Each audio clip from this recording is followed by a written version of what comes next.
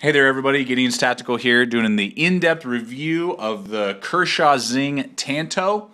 Made in the US, this is the special edition model. It has a blacked out blade. The normal Tanto is exactly the same, it just has a satin finish. I was able to get a limited run of the blacked out version, which just makes it look a little cooler and a little more tactical, but basically what you're looking at here is the Kershaw Zing without the Tanto, without the with the finish on it, which are limited run.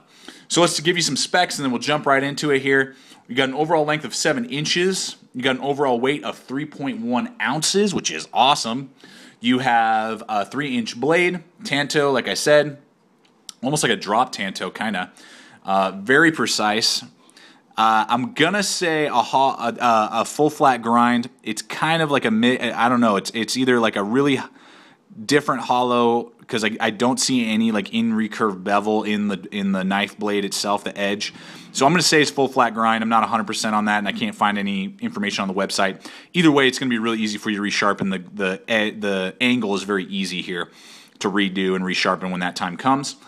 Made in the US of A, out of their Sandvik patented steel, which is Rockwell hardness of 57 to 59. So it's just one step basically above an AUS 8 or 8CR13 MOV. It's just one step up, but it's all made in the US. So let's look at it here. We got a 3-inch blade, like I said, extremely straight and to almost kind of like a recurve tip right here. And this tip is very fine, so you just got to be careful. Don't be doing something stupid and using this as a pry bar. But this thing is going to be able to do some detailed work, get some splinters out, cut through boxes and packaging and food prep, just everyday EDC use in an amazing way. So, I mean, it's just fantastic. Really good thickness there on the blade itself. I mean, that coating's going to come off. The normal satin ones, aren't going to scratch. The blade steel, the Sandvik blade steel, I've had great luck with it. I still own a Kershaw Skyline with that type of steel, and has held its edge for an amazing amount of time.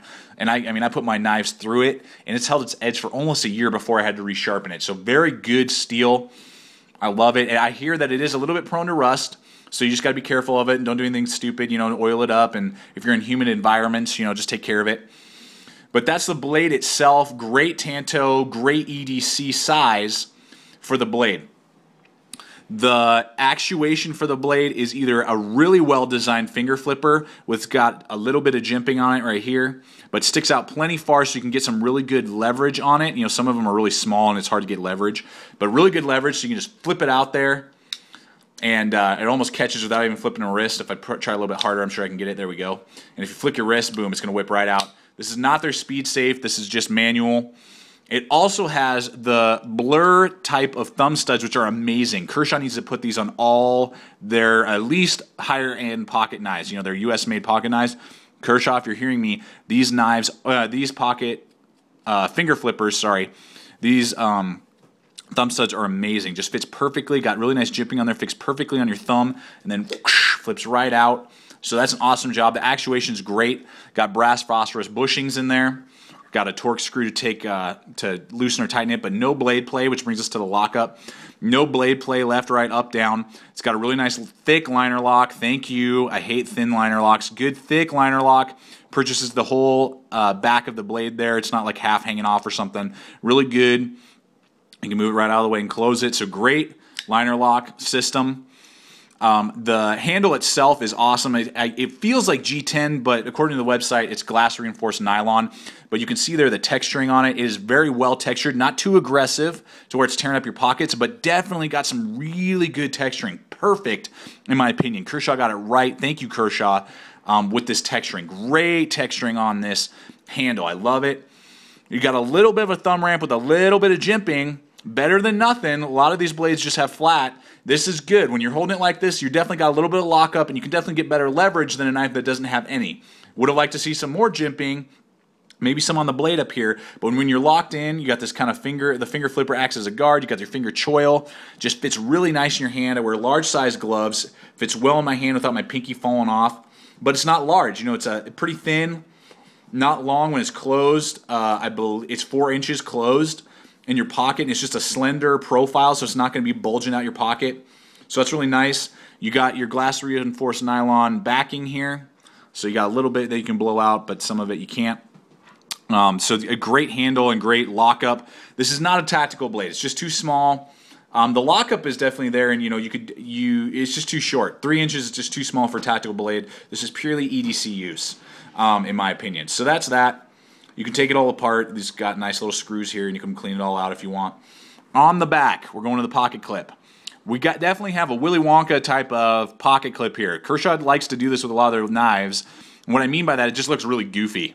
Satin, which is fine, kind of stands out from the rest of the knife. I don't mind that. But it's just really woo. It's got holes and loopy and so I'm going to call it Willy Wonka and the Chocolate Factory type of pocket clip. Rides really deep, got 2 little screws, and you can see it basically rides all the way up to here. So you're not going to have that much sticking out. Very strong up against your glass reinforced handle. You got a lot of purchase there. So, and I mean, this thing is really stiff, so you're not going to bend this or break it or anything like that. And tip up, tip down, left and right. You lefties out there, if you like Tantos and you're looking for an EDC blade and it's made in the US, whoo, this is your baby. So you can flip this over, tip up, carry for lefties, and tip up, tip down for righties. So awesome pocket clip design in that is functional and is tip up, tip down, left and right. It's a little goofy looking, but who cares overall? Just a little Willy Wonka, in my opinion. Then you got a nice lanyard hole there for paracord. Paracord can definitely fit in there for those of you who like lanyards. And I mean, those are overall specs of this particular blade. My opinion for value, you're looking around the 45 to 50, maybe even 55, I believe, for this special edition model. You're probably closer to 55, 60 even maybe for this particular model.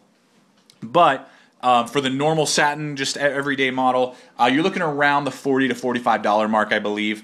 And this is just a great little knife, an amazing EDC, particularly if you like the Tanto version. You really can't go wrong. The value is definitely there, and the quality is definitely there. So hopefully this helps you guys out a little bit. Thanks for watching. Stay equipped, stay prepared, and I'll see you out there.